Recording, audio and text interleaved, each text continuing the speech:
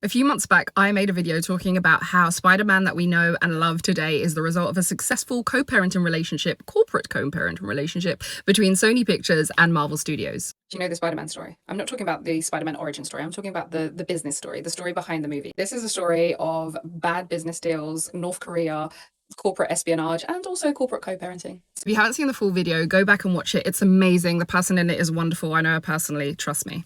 So quick recap. So Marvel Studios was initially set up not to create these big blockbuster amazing films that we know and love today. It was to license out the Marvel comic book characters to studios so they could produce the films. So Spider-Man was licensed out to Sony Pictures, and that was for an agreement whereby they would get 10 million per film produced. Now, you don't need to be an accountant to work out. In today's money, that's not a great deal. But bear in mind, back in the day, Marvel was just like a comic book, and they did comic books and they did plastic dolls or figurines, action figures. They weren't really interested in making films, so it did seem like a good deal at the time. Fast forward, and I'm not going to go through it, you need to go back and watch the other posts, but fast forward now, they're successfully corporately co-parenting Spider-Man, and they've come to a very good arrangement whereby some of the siblings will go to each other's houses, i.e. you'll see Doctor Strange in the Spider-Verse, or you'll see Spider-Man joining the Avengers at a certain time and fangirling over Tony Stark. One of the things that was like annoying Sony Pictures at the time was like, how are they supposed to build this big Spider-Verse around this one character? At Marvel, obviously, they've got like the Avengers, they've got Doctor Strange, they've got all of these characters,